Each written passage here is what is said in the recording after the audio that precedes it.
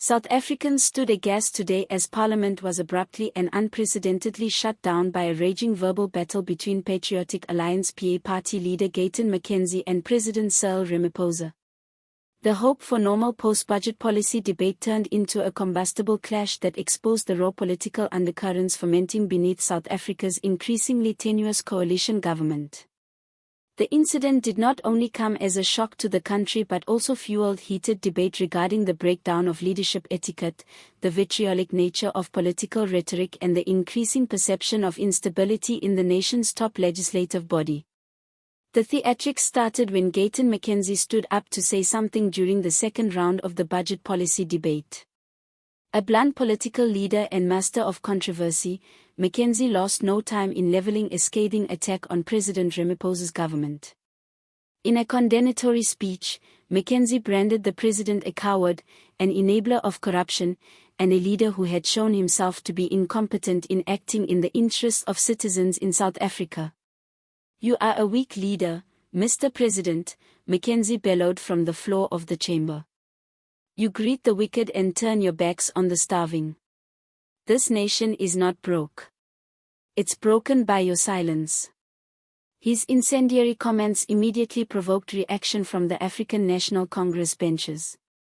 MPs started shouting across McKenzie's speech, loudly heckling him and trying to drown him out with his accusations.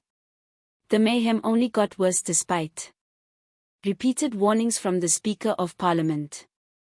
The tension boiled when President Ramaphosa, visibly upset and unusually emotive, rose to directly address the PA leader.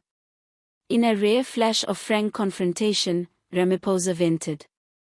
"And you, Mr. McKenzie, are not more than a political opportunist masquerading as a revolutionary," he snapped. "You talk of the poor while having dinner with billionaires. Your rhetoric is empty. Your fury is for the show." Gas spread throughout the House of Parliament. For what followed was no debate, but a breakdown into chaos. Members of Parliament rose to their feet, calling out, jeering, and insulting one another across the benches. The Speaker fought to regain order as disorder took hold utterly. Security staff were put on high alert, standing ready as the yelling became finger-pointing and accusations of treason and hypocrisy went back and forth between opposing benches. The House was overtaken by den and rage with them calling each other enemies of the people and ignoring the conventions of parliamentary behavior. The Speaker, who could not restore any sort of decency, took the unprecedented step of ending the session prematurely, an action that highlighted just how serious and unprecedented the crisis had escalated.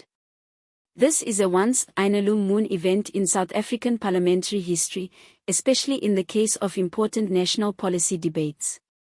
While members left the chamber, tensions did not abate.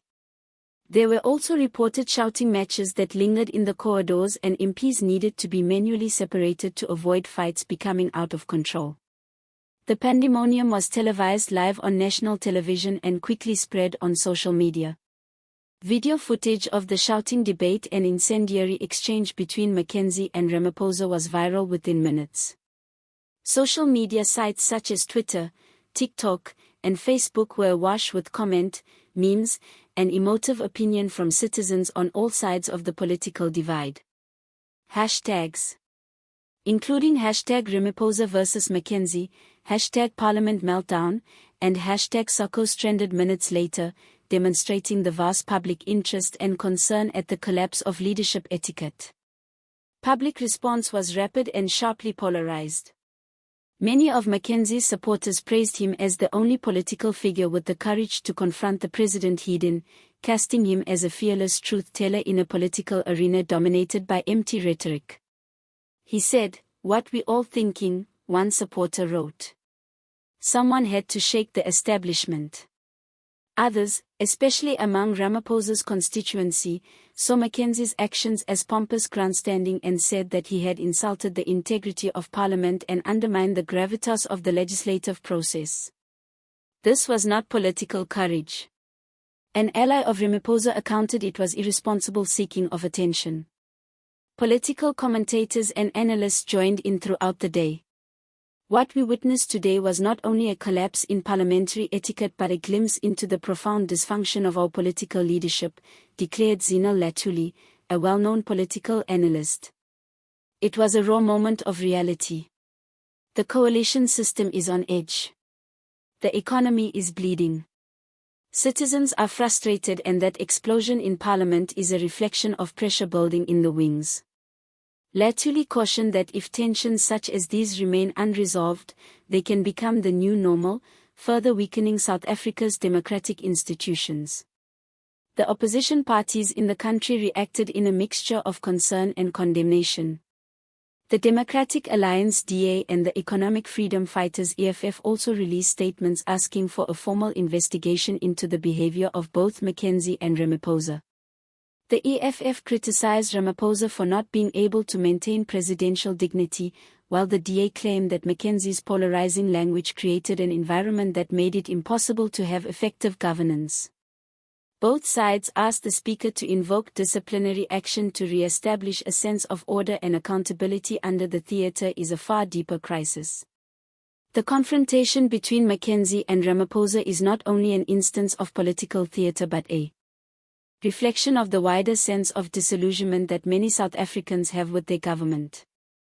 Coalition politics have become more unstable, and the view that politicians are more concerned about intra-party battles than providing concrete solutions to people's issues is on the rise. The breakdown of parliamentary civility in recent times can be considered to be an indicator of a system under intense pressure in neighborhoods throughout the nation, especially in townships and rural communities. The proceedings in Parliament were received with a combination of outrage, exhaustion, and anxiety. Citizens struggling with poverty, electricity outages, water restrictions, and mounting joblessness observed their democratically elected representatives arguing loudly over issues rather than debating tangible measures to mitigate their hardship. Some unleashed their anger on social media. "We require food and employment, not fireworks," one wrote. "They bicker while we languish." Civil society groups and constitutional watchdogs have also joined voices calling for accountability. Some have asked Parliament to reaffirm its leadership by example, principle of respectful debate and transparency. Others caution that this kind of incident, if left unchecked, could further polarize the political spectrum and undermine public confidence in the democratic system. As the dust settles from today's tumultuous session, the question of the hour is this the start of a new era of political confrontation or an indication of leadership disintegration? Will Parliament rediscover its dignity and turn to governance? Or will the show become the norm? With elections looming and faith in leadership at all-time lows, South Africa could be embarking on a stormy new era.